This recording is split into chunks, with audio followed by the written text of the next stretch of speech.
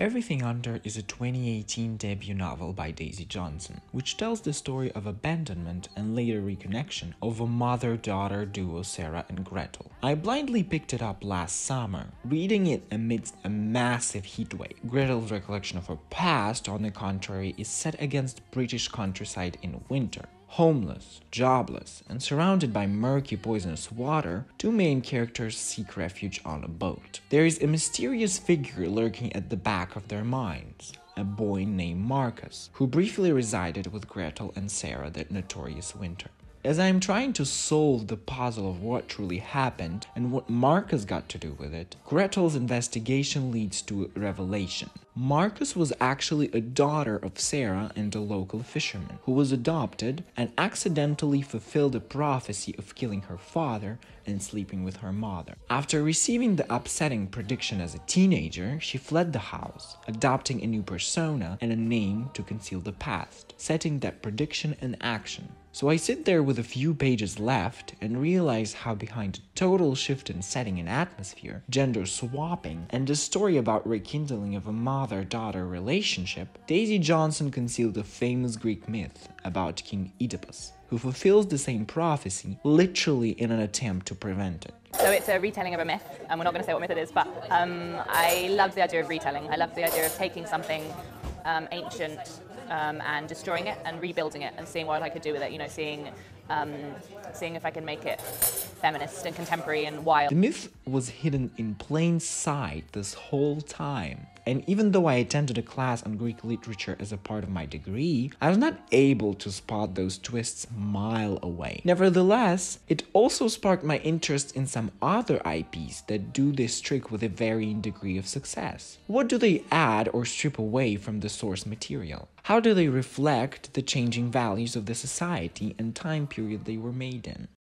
My research started off with Googling movies based on myth, as any normal person's research would. This led me to no real success, since analyzing about a dozen historical pictures with masculine leads and a ton of homoeroticism, which pop on and off every decade or so since forever, might sound like fun, but actually watching those films seems like a nauseating experience that only the designer of my personal chamber in hell would find entertaining. To limit the area of my study, I decided to focus on a particular era of moviedom, the 1980s. Coincidentally, it's not only one of my favorite decades in terms of American pop culture, but a solid number of films based on Greek mythology have also come out during it. Another executive decision I made was to look into horror and musical genres in particular, because of personal preference again, and because of their distance from contemporary Greek genres. Or perhaps because 1980s was the decade of the biggest horror movies and musicals of all time.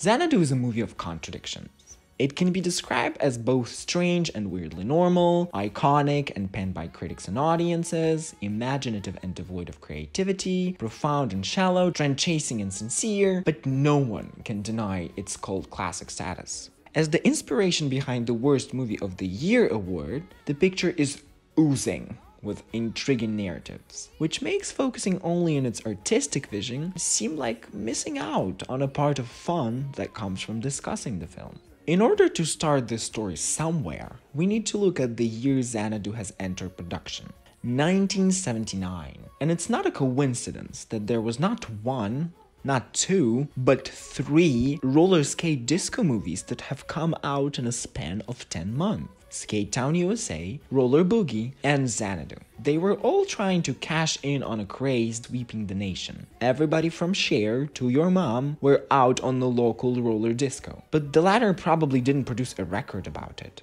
Come not even a full calendar year, and the trend was history. Yet productions on, let me remind you, 3 feature-length films were moving ahead, with casts and crews attached to coke-induced dreams of scripts and theater tickets to sell. 1979 was also a captivating year for the general history of disco. As in one moment the genre was at the height of its popularity, but then the other pronounced dead, with the whole hate movement rallied up against it. Many had come for Disco Demolition Night, a promotional gimmick. Between games, as planned, a huge box containing thousands of disco records was blown up. Of course, that added up to the pressure of any movie about a dead genre profiting on a dead trend having any remote success, and the chances of it happening were approaching zero. Skate Town USA, Roller Boogie, and Xanadu have plenty in common other than chasing a dying trend. They've got some cultural icons of the decade as their leads. Maureen McCormick, the Marsha Brady of the Brady Bunch fame, started in Skate Town USA. Roller Boogie had the exorcist Linda Blair, and finally Xanadu, which not only had Olivia Newton-John featured in Grease, but also Gene Kelly, an it girl in his own right, whom you could have spotted in probably every big Hollywood musical of the golden age that has a lasting legacy. Here's another thing. They all have bomb-ass soundtracks with songs by Cher, Newton-John, Electric Light Orchestra, Earth, Wind and Fire, and the Jacksons 5 that probably had a bigger impact on the culture of the day than the movies themselves. But the thing we are focusing on today is adaptation, and all three have familiar stories at their core. Skate Town USA is trying to do a take on West Side Story, or Romeo and Juliet, or whatnot. This movie is really trying hard to do everything on planet Earth, and barely succeeding at any of it. Roller Boogie has to work with Save the Local Mall, school, retirement home, community center from a rich property developer, plot, and opposites attract narrative with two leads that share no chemistry whatsoever. Xanadu, however, is probably the most unique in this regard, since it partially derives plot lines from Greek mythology, mainly in borrowing the concept of the 9 muses. Newton-John plays the muse of dance, who inspires the main character Sonny and falls in love with that same mortal, setting the plot in action. But it's not as simple as that. The picture specifically takes a lot of inspiration from classical musicals, loosely adapting the plot of 1947 film Down to Earth. In Down to Earth, Rita Hayworth plays the muse of dance, who ascends into mortal world to influence a Broadway producer and falls in love with him. That's basically how things shake down in Xanadu. As I mentioned before, Xanadu not only stars Gene Kelly, undoubtedly an icon of a studio movie musical, but also serves as his last feature film. So whether consciously or unconsciously, this larger-than-life persona impacted Xanadu in a lot of ways, borrowing facts from his personal life and long-spanning career, including other movies. In both Xanadu and 1944 musical Covergirl, Kelly plays the part of Danny McGuire. There are offhanded remarks meant to be a wink at the audience. This place is incredible. It belonged to a solid movie star. Additionally, Gene's famous style of dancing seeped into the film. He even choreographed a big dance number with Olivia Newton-John, the moves reminiscent of a performance with Judy Garland from the 1942 film For Me and My Gal. Circling back to mythology, let's take a look at the concept of a muse. In ancient Greece, muses were goddesses who descend from the king of god Zeus himself, and Mnemosyne, goddess of memory. The backstory remains intact in the film. That's whose voices Sonny hears upon entering the realm of gods, when he follows Terpsichore, simply called Kira here, and tries to persuade into letting the muse stay on Earth with her beloved. Putting all of the weirdness of the myth aside, such as Zeus actually being Mnemosyne's nephew, and him turning into a shepherd to fuck her for 9 days straight to conceive the muses, in comparison of their portrayal, not much has changed.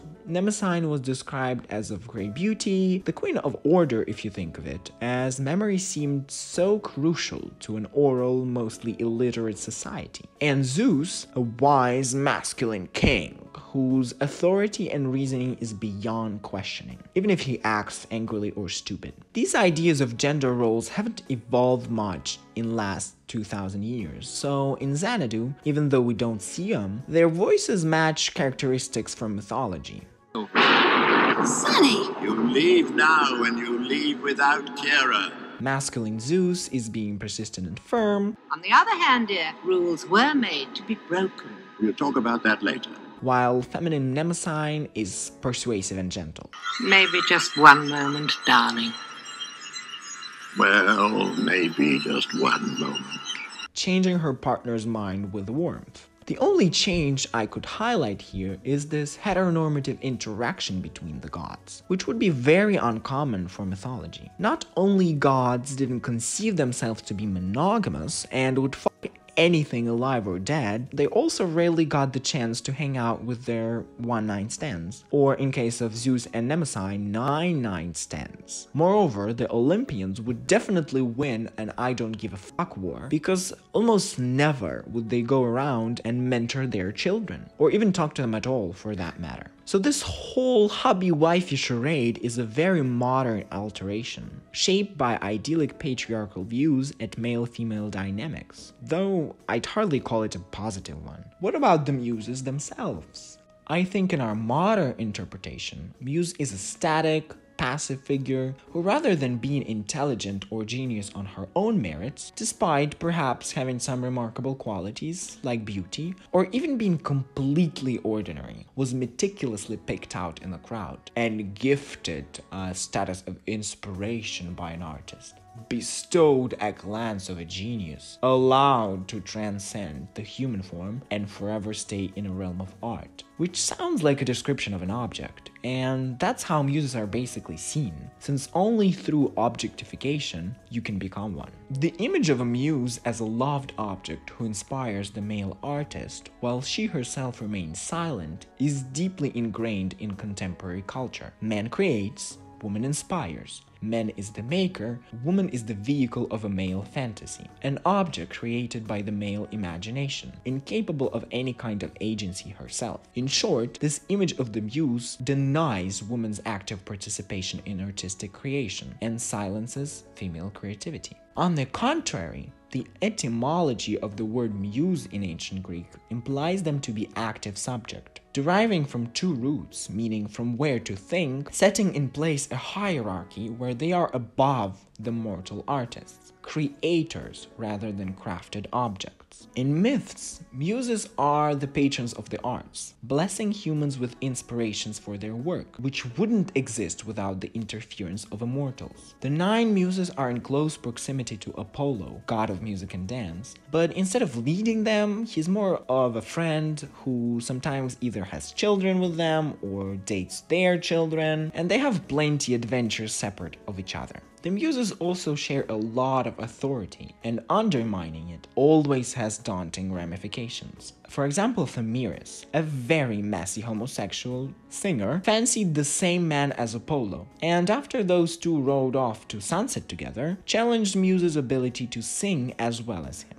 which of course was proving wrong, so he lost both his beautiful singing talent and eyesight. In another story, Pierus of Amathia named his 9 daughters Pieridides after the muses, believing that their talent would match the goddesses, and by doing so doomed them to failure, because when they competed and ultimately lost, Pieridides were turned into birds. Therefore, to an ancient Greek, a muse would be a symbol of power, someone to worship, representing the rule of gods over mortals in terms of any creative pursuits. Where does Xanadu land on this spectrum of muses' representation? Out of all the possible routes that could have been taken, it stands somewhere extremely close to a trope familiar to all of us by now. To look at why, I think we all need a refresh of the movie's plot. In the opening scene, we meet Sonny Malone, a gifted artsy type who has recently quit working for a paycheck out of desire to create his own art, but now struggles with both inspiration and surviving without money. He's forced to go back to mass-produce posters for a recording company, which he hates every second of. Now the great Sonny Malone returns to Airflow Records, welcomed by cheering throngs of thousands. Art world fails to suffer. News at 11. Cut it out. And highlights how it's below him every chance he gets. You know I wouldn't come back to all this unless I had to. Juxtaposed with colleagues and his boss, who had dreams once, but gave up their creative pursuits in order to make a living. You know, we were all really pulling for you. Yeah, Yeah, you know, like one of us breaking away, going out on his own, really doing it. Nobody likes it, but we all say yes and then forget it. It goes with the job. I mean, you didn't discover art. Who do you think did that? I did. Surprises you, doesn't it? No, not really. Now, I've got an office, I make a lot of money, and people respond when I call. That's because I smartened up and I gave up art. Here's where Kira shows up, literally dances her way out of the mural that was painted by Sunny in one of the earlier drafts. She bumps into the protagonist on roller skates and disappears. And then as mysteriously pops up on a record he has to paint a copy of. He is now obsessed with this peculiar girl, running through the city in hopes of following her trace. I'm gonna go find out who she is. You mean right now? What do you mean she doesn't exist? I'm looking right at her. She's on the Nine Sisters album. Not if I didn't pay her, she isn't. Listen, Sonny, I don't know who she is. How can you not know who she is? You took the picture. Hey, look.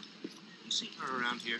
And doing it on roller skates, of course, because every activity should be performed wearing them. Why else would you pay to see this film? During the investigation, he meets and befriends Gene Kelly, who also encountered Kira in 1940s, but since gave up his dreams, hoarding wealth but having no greater purpose in life. Kira guides them towards abandoned Pan Pacific Auditorium and inspires the duo to transform it into a nightclub of their dreams, where two aesthetics meet, the modern disco stuff and the jazz era of 1940s. Sonny quits his job again, making a big scene out of it. You told me if I didn't do things the right way, I'd be fired.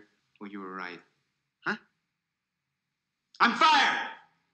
Concluding this rent-alike I hate being a sellout debacle. He and Sonny successfully open the nightclub, and when all seems well, the blossoming young love gets in jeopardy, since after fulfilling her destiny, Kira needs to leave forever. Sonny, at his lowest point, runs at high speed into the mural to magically transport into the realm of gods, on rollerblades of course, and persuades the Olympians to let Kira visit the club's opening night. They all have a big dance number, Newton-John sings the titular song, and Xanadu ends on a somber note of a heartbreak. Coined by film critic Nathan Rabin, the term manic pixie dream girl is defined by Oxford Dictionary as a type of a female character depicted as vivacious and appealingly quirky, whose main purpose within the narrative is to inspire a greater appreciation for life in a male protagonist. From early on, Sonny's singleness is spotlighted, which is apparently not for the lack of trying or him being terrible at dating. It's the same Sonny Malone that drives women crazy? Secondary characters set him up with their friends. I have this terrific friend. You interested? Not right now. Oh, really? Hey, you're single, right? Let me show you my daughters. There. He flirts with strangers. Hi. I'll take one, please. There you go. See ya. Oh, hi, listen, I gotta borrow this. I'll bring it back. Sure. You bring it back in person. You got it. But all ladies murk in sight of Kira, who is different and not like other girls. Like a typical manic pixie dream girl, Kira is special, but in a very shallow way. Quirky, mysterious, a bit childish, having no scenes without Sonny or Danny, fulfilling one narrative function. Not to evolve or have a character arc of her own, but to be a catalyst for the duo's growth and give them a greater objective in life. Another purpose of women, according to writers who produce manic pixie dream girls, is to make men feel special. We've been painted by Michelangelo. Shakespeare's written sonnets about us. Beethoven's played music for us. We're not supposed to feel emotion or show any feelings. Muses are just supposed to inspire. I fell in love. It was a mistake. I broke the rule. Despite being a muse since forever and inspiring countless numbers of artists, it's implied that Sonny is the first time Kira fell in love and questioned her normal existence, underlining the noteworthiness of this mediocre man, and by proxy, telling us he deserves more than the cruel world has given him in a form of a Grecian goddess.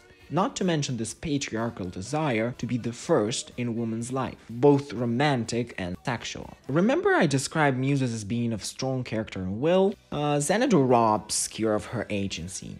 Despite being an Olympian, Kira can't fend for herself. Sonny is the one who needs to break the limits of reality and beg Zeus to change her fate. Until then, Kira literally exists in a black void, Instead of a myth-accurate Mount Olympus showing greatness and rule over mortals, she's a prop, waiting for the writers to use her. A moment so telling of either budgetary restraint, limited imagination, or probably the way filmmakers view female characters.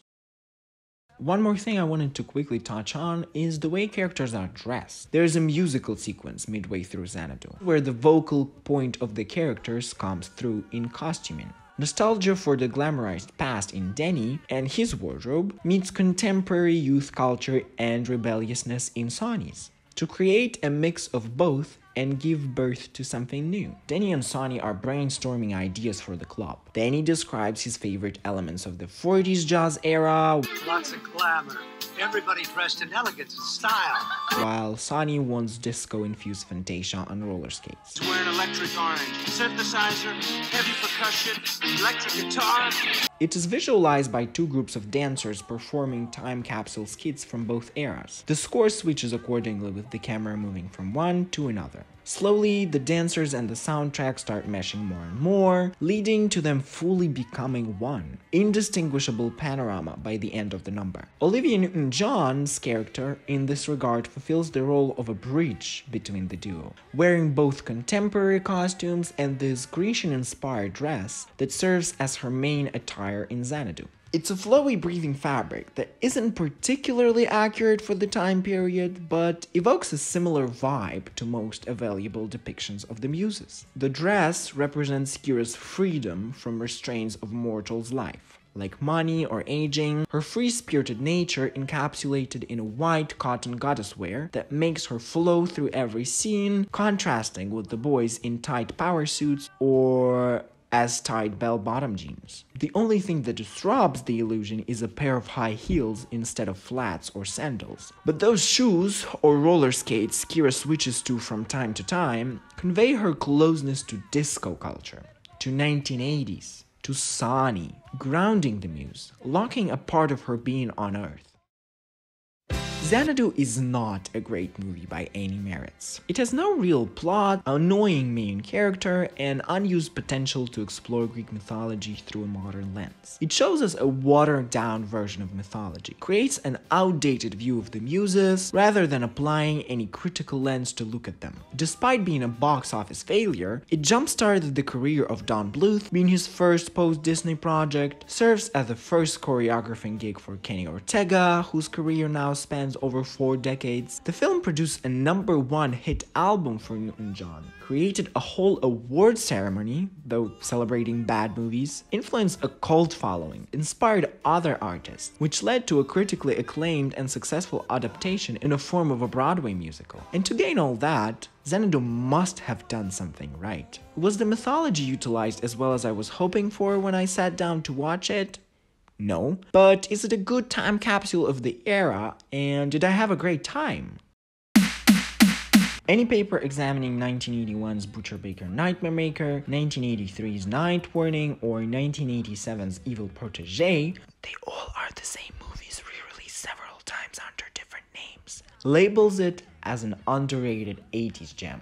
I was disappointed how few diamonds in the rough existed in the 1980s. There are just a fistful of them, and Night Warning is among that select list. You don't need to conduct a whole ton of research to notice its obscure status. There is a small number of articles about the film, no places to stream it. Butcher Baker Nightmare Maker certainly hasn't been rediscovered by new audiences and dealt a card of a cult classic for its campiness and shocking themes. But we'll have to look deeper into those gem claims. Let's imagine ourselves flipping through the pages of a TV guide back in 1983 and checking out the premise for Night Warning. Woman becomes deranged when her nephew tries to break away. First influence that is instantly noticeable in this short sentence is the Psycho Biddy horror subgenre. Emergent with Whatever Happened to Baby Jane in 1962, Psycho Biddy, also known as Grand Dame Guignol or Haxploitation cinema, exploited the star power of aging actresses in Hollywood, giving them no other option than playing villains, decaying both mentally and physically. The terror comes from gruesomeness of their behavior, especially towards young ingenues, of whose beauty and youth they are more often than not jealous of.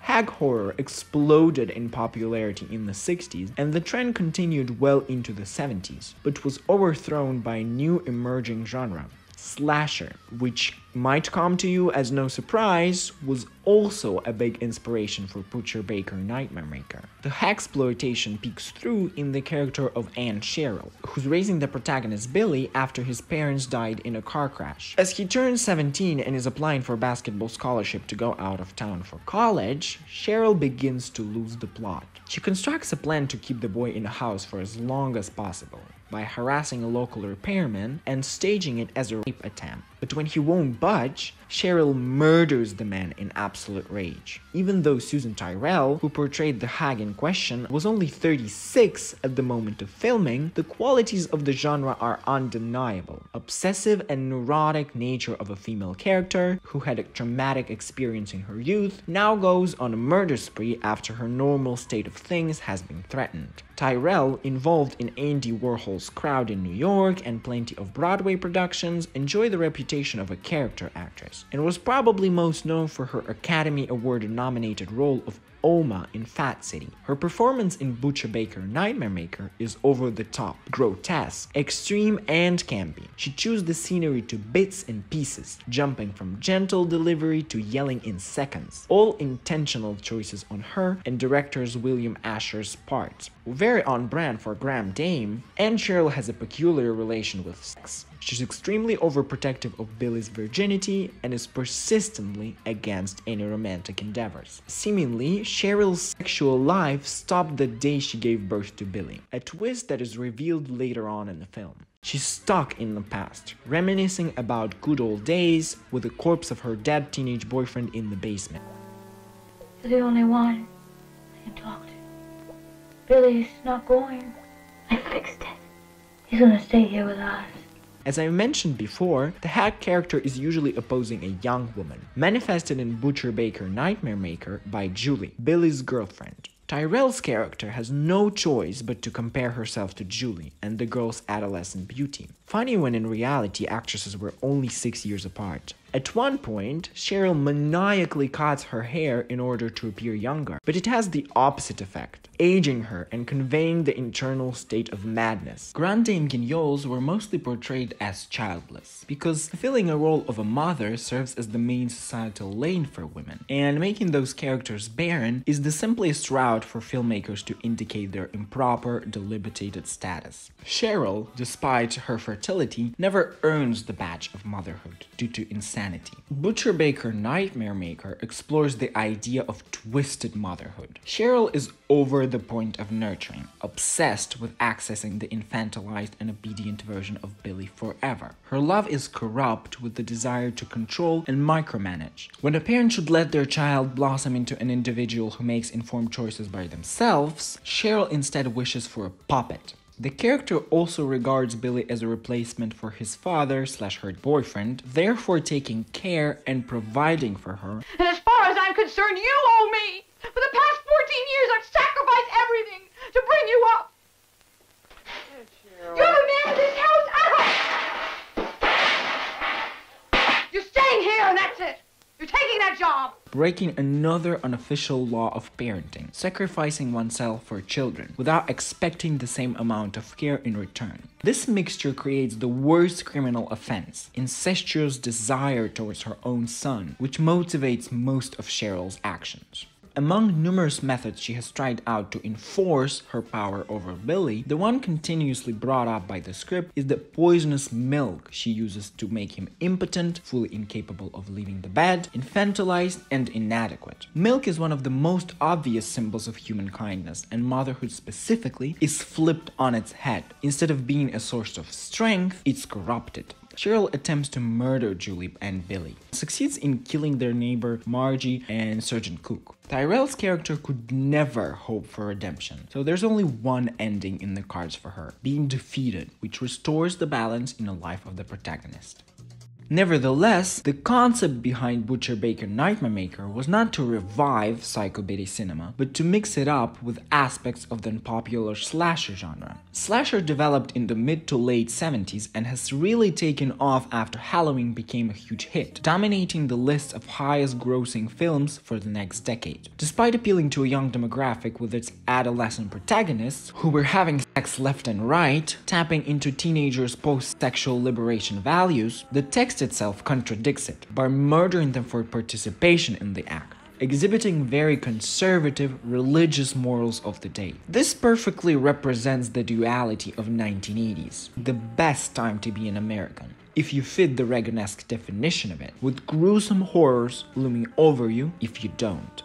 Billy manifests as a perfect slasher protagonist, simply being unique on the account of his gender. This space was predominantly occupied by teenage girls, since their bodies were in need of policing by serial killers. On the rare occasion boys do show up, their conflict is usually centered around issues with masculinity, and Butcher Baker Nightmare Maker serves as no exception. Billy is the most wanted sex symbol of the story. He's shown shirtless or with visible cleavage on multiple occasions. Everybody wants the piece of his cake, from girls to gays to his own mother, but he's reserved, never letting anybody get that close, or he wouldn't survive until the end by genre's canons. A common theme of slasher in this era is the fakeness of white picket fence American suburbia, the naive comfort it brings to its residents, and how easily breakable that snowball is, often by the hands of the evil fostered by their own rigid ideas, unable to include any deviance in the picture-perfect world of cotton candy fields. In this regard, Aunt Cheryl is the matriarchal figure who is supposed to represent the dangers of domesticity.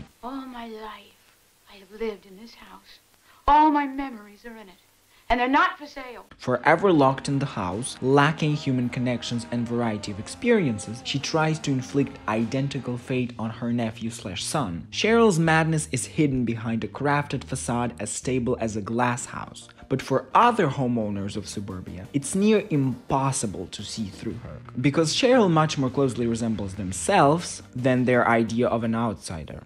And who could that be? An outsider? A deviant? A divergent? A homosexual. Of course. If there ever was a time when the queer community had been the biggest scapegoat for all of the world's misfortunes, you could bet on 1980s. A modern-day plague was sweeping the nation. A generation of queer people has vanished into thin air, and instead of compassion, the government, medical workers, and even their families blamed the victims, calling an epidemic a deserved punishment for their sins. These awful events still linger in our minds, remnants of the damage and stigma of which we have to deal with to this day. And despite Butcher Baker Nightmare Maker's original release date preceding HIV/AIDS epidemic, screenwriter Alan J. Gluckman perfectly spelled out the hypocrisies and the threats of contemporary homophobia he encountered as a gay man himself. In Alan's script, there are two sides. A gay couple, Phil Brody, a repairman, and Tom Landers, a gym teacher, who are functional members of society and live a quiet but closeted life.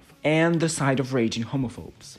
The mentioned above Aunt Cheryl, who proclaims homosexuals are very, very sick, but also lasts after her own son and murders a bunch of people, so her perception is definitely warped, to say the least. And Detective Joe Carlson, whose head is buried so deep up his own ass that he can't and won't follow any evidence in his investigation. While bodies are piling up and there is an obvious suspect, good old Joe goes around outing people.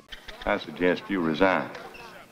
If you don't, chances are you're going to get yourself lynched. Intimidating high schoolers with homophobic slurs.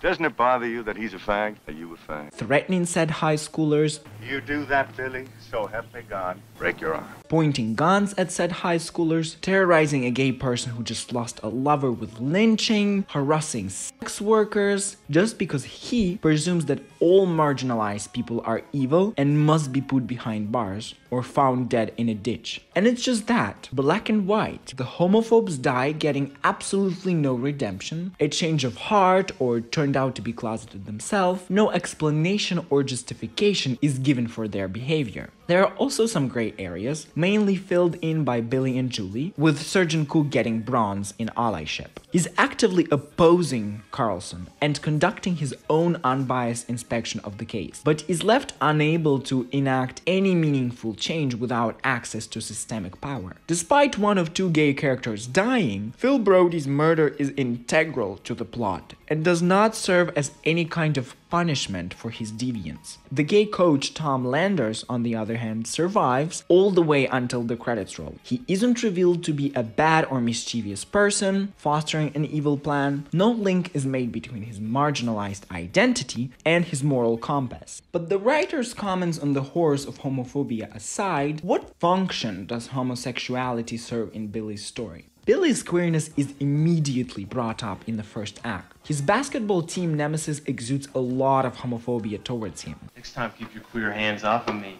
Okay. You hear about your buddy, the coach? I always thought you guys were real close, Lynch. I mean, real close. In the second act, Detective Joe Carlson sees those limp-wristed, youth-loving fruity patooties in close proximity to a boyish, unexperienced Billy and connects all of the stereotypes about gay men to make an assumption of a threesome occurring. But I believe that you and Phil Brody were having a lover's quarrel, and the thing got a little out of hand. A bunch of homophobia later, now in third act, even though on a textual level Billy is Rachel White screaming gay rights, on a subtextual level he needs to leave his childhood and androgyny and dependency and virginity behind to become a man, a heterosexual one, since on the base level it's a coming-of-age narrative of becoming a man and asserting manhood. The protagonist does that in two ways. First, by killing his accuser, Detective Carlson, thus ending the speculation about his manhood. And secondly, by killing Cheryl in a way that echoes heterosexual intercourse. Billy impales his aunt with a tire iron, finally giving her the penetration. A lethal one. He has proved his machismo by no longer sucking at the tit of his evil mama and no longer taking accusation of homosexuality without response. Billy finally becomes an effective hero, fighting back, and the movie equates that response with maleness. When Cheryl strangles Billy with a phone cord and says, "I'm your girlfriend," he stabs her. Ironically, their struggle resembles a sexual position. In a weird way, this reflects ancient Greeks' views on masculinity and homosexuality, specifically relations between an older man and a young teenage boy, called pederasty, found both in contemporary life and mythology, in stories of Zeus and his obsession with divine youth of Ganymede, for example. Pederasty was viewed beneficial for both parties involved. The young boy received the taste of adult life, accessing a big social circle where he can create connections vital for his future, as well as integral knowledge passed down from men with valuable experience. It was seen as an important step of male upbringing, but also a chance for older men to invest into societal development. Of course, it came with a set of rules, predetermined roles to follow, dominance of age and passiveness of youth, since these exchanges were not only social, but also sexual. The relationship was determined to end with the boy reaching puberty, settling down for a wife, and becoming a heterosexual man, a king of societal chain. Billy also must leave any debate about his manhood in the past, become an active hero, take matters into his own hands, and settle heterosexually, which he does, as we see during the end credits. In regards to adult homosexual relationships, Greek societies never criminalized it per se, but it would certainly be frowned upon in the community. Yet there are numerous portrayals of a bond we today would consider to be gay AF in mythology. Achilles and Patroclus, Apollo and his K-pop band worthy numbers of lovers, or representation of simply fruity sluts, like Orpheus. Despite the existence of such tales, there appears to be no place for happy endings. Myths offer us quite a pessimistic outlook on gay love. Orpheus's homosexuality led to his dismemberment, Apollo's lover was killed in a jealous strike of passion, Hercules lost his boyfriend Hylas to a nymph who drowned the boy in a pool. Loneliness, death, and grief are repeated motifs in lives of Greek homosexual gods and mortals. Bury your gays trope was invented in ancient Greece, actually. Under this lens, butcher-baker nightmare maker's homosexual couple replicates the faith from mythology. One of them dies, the other one is left to mourn. However, the added up comments on horrors of homophobia helps the picture to transcend the typical narrative of penalizing gay people for simply existing with unnecessary suffering, and clearly highlights those real-life hardships to blame the societal puritanical views for it. Dang. Dang. Today we've discussed two of my favorite topics: womanhood and queerness, all through the lenses of movies and Greek mythology. And that's basically how these pieces of 80s media do it too, by acknowledging some themes from classical myths, yet serving very self-centered ideals, cherry-picking points from someone else's work to inspire your own vision, whether it's a silly romantic musical, a campy slasher exploitation film, or a YouTube video essay. It is revealing of your, as a creator, perception of the world. It locks you, as a creator, in the discussions and trends of a particular time period, framing you like one of those pieces of classical art, buried down at the bottom of the sea, for anyone to dig it out and dissect in a narrow subjective perspective of their own reality. Coming into this, I had a set of expectations, which were never quite met. But I was surprised on so many levels with human ability to transform ideas, to pass them down through generations, and with my own human desire to dissect why something simply clicks.